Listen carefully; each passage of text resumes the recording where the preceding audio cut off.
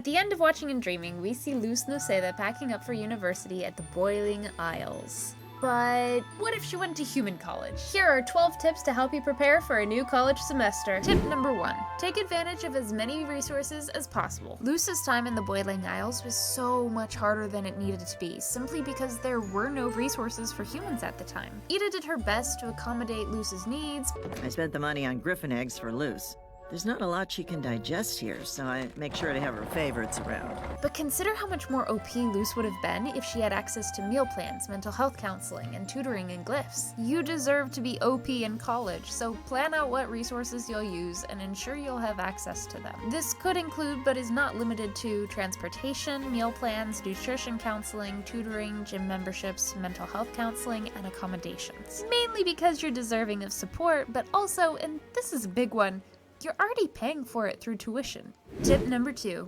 Establish emergency plans ahead of time in case things go south at any point for any reason. My mental health tanked drastically at college, and had I not predetermined my responses for situations like having really bad mental health episodes, I'm not sure I'd be here talking with you guys. In addition to using campus resources as described in tip 1, I highly encourage you and an adult you trust to develop a plan for what happens in certain situations, preparing for the worst and hoping for the best. Now, if you have no clue where to begin with any of that, I've prepared a blank emergency plan booklet that you can download for free by accessing the link in the description.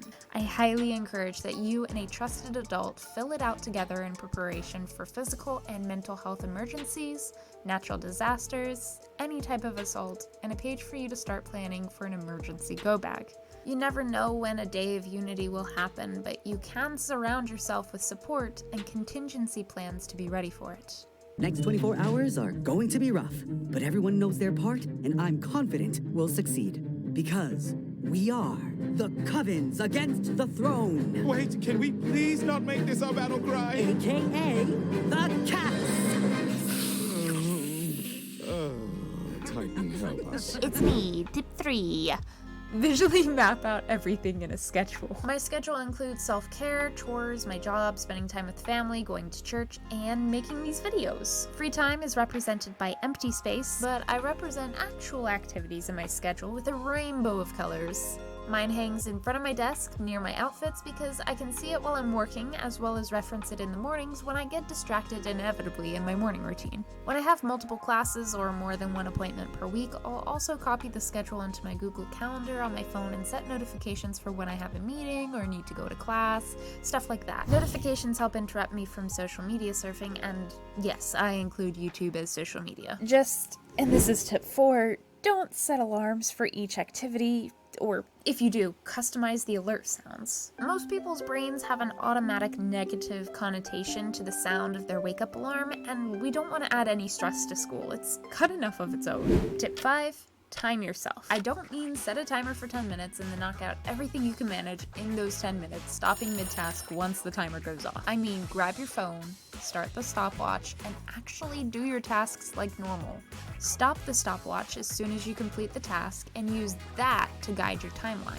This is how I realized I actually spend something more like 3 hours getting ready rather than the 45 minutes I thought it was. It's also how I realized that walking from my dorm room to my classroom in college last year did not take me 30 minutes. It took me 7. Now, when you do end up timing how long it takes to go from dorm room to classroom, you'll want to set apart a specific day to do this. Even if you magically don't get lost, you'll still want to attempt the path at both quick and leisurely paces, because you'll need that maximum and minimum travel time to help calculate side quests in the future. Speaking of, you may want to figure out some travel time for other locations too, like the cafe, a convenience store, the library. Either way, tip 6, it's better to be early than late, so get used to bringing some work with you. My classmates and I would actually get to our classrooms like an hour before class started, reliably, and then we would just all sit in the same room together waiting for the professor to get there.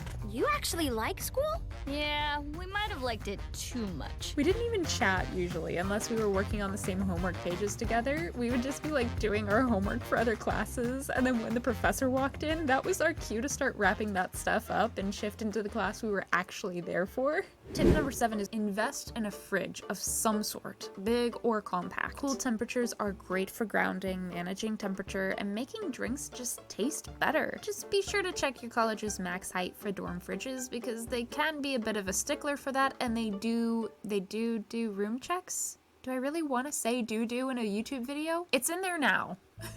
I'm very privileged and my parents are very kind, and so I got the biggest fridge possible. This here is my fridge. I am 5'3", so standing up tall, it hits right about bra level. That helped me on days where I didn't have time to swing by the cafe and wait in line for food before class. One of these days I want to fully stock this up and make it all pretty and organizational, but mostly functional so that I don't forget it and it works with my neurodivergent brain because I forget half of the stuff I put in here. I got this fridge from Lowe's, but it's available at Home Depot as well, and it is so worth the $200 we spent. Tip 8. I highly recommend getting a 40-ounce drink cup with a lid and a straw. You only have to drink 2 of them per day to get 80 ounces of water per day, and you can get them for cheap from Five Below right now. It's empty. I didn't expect to get any water. Hydrate so you don't dehydrate, y'all. Tip 9. Minimize your necessities. I was known at my first college, the one I dual-enrolled at, for always carrying these huge bags. I ended up investing in a box on wheels, then swapped those wheels for better wheels so I could keep everything I could possibly need with me at all times. I'm talking binders, textbooks, laptop, meals, notebooks, cell phone, huge bag of stationery items, oh, and a blanket. All because I was scared of being at school and not having everything I needed within reach. I was homeschooled before this. Can you tell? My classmates taught me to minimize my necessities. It's not necessarily about what you leave behind, but rather how much you can make of what you bring. The binders, textbooks, notebooks, and stationery items could all be replaced by just my laptop, which I was bringing anyways. Even if the teacher required a physical textbook, my classmates ended up collaborating via Discord to make sure that each row had a book, notebook, and stationery item without everyone having to break their wallet for supplies every week. Making sure you eat throughout the day is definitely important, but you don't always have to bring a huge salad bowl or a messy thermos of soup. Not that I would do that. I definitely did that. Instead, I could have brought a sandwich or a wrap or just some snacks to tide me over until I got to the cafeteria. And of course, I could always get one of those wallet phone cases to ensure I never forgot my phone or IDs. Now that I think about it, if I had watched The Owl House back then, I would have totally tried to hide everything in my hair like Ida does. Plenty of elixirs stocked up. Someday my hair is going to be big enough to do that too. You actually want that? My classmates also taught me tip 10, which is to keep a checklist of everything you need on the dorm door and make it an unbreakable rule that you must follow that checklist before leaving the dorm at all. Honestly, I would probably make 2 lists, one for just walking around the dorm and one for actually leaving the dorm buildings. Lily, why would I need 2 lists, you may be asking? I asked that question too long ago, when I was but a mere grasshopper amongst dragons in the fields of university, my hair still wet with inexperience. This was back when I had light still in my eyes and an excitement about what the future might hold, before college and reality snuffed that light out faster than a child could snuff out a candle. Surely I'll remember my ID when I leave the room. Nay, I tempted fate 5 times a day, and I suffered.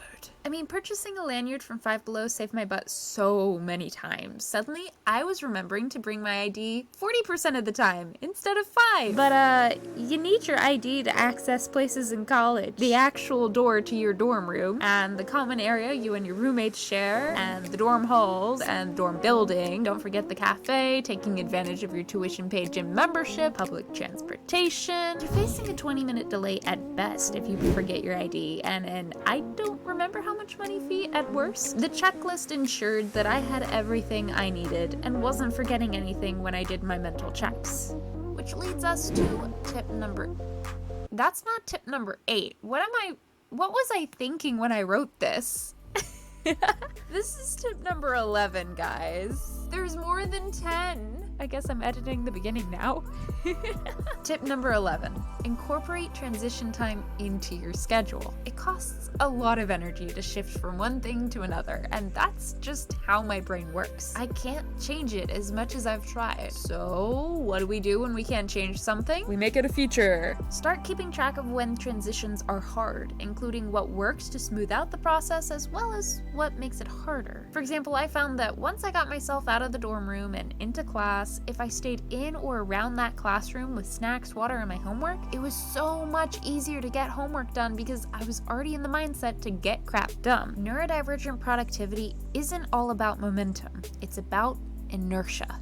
With momentum, things move and shift. They're already in motion, kind of like neurotypical brains. They can pretty much just hit the ground running like the best track star. Inertia states whatever an object was doing at the time, it'll require energy to change that. With inertia, that object will keep on doing whatever it was doing, basically forever, until something else causes it to change speed or direction.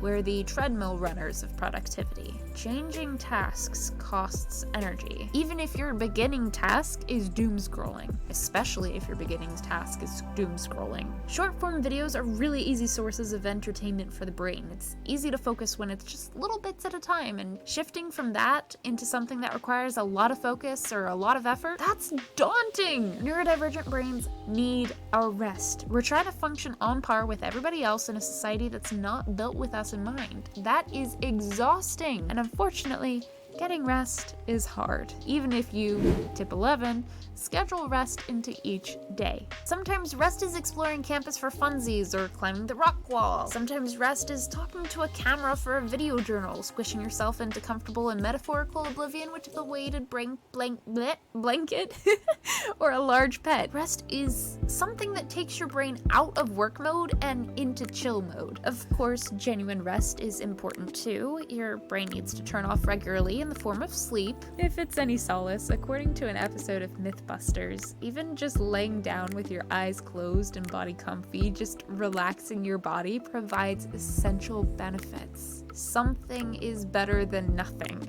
Tip 12 will hopefully help you find some much needed rest in activities without thinking too hard about it. Start identifying activities that give you energy back throughout the week now, and keep track of them so that when you're burnt out and just need a break from everything, you can pick up that special interest or your favorite sport, or curl up in a little reading nook with sound canceling headphones on and nobody to distract you from just chilling out. Hey, need a break from the stress of planning for college? I got you! Here's a weirdly motivational analysis I did on predestination in the Owl House a few months back. Bye!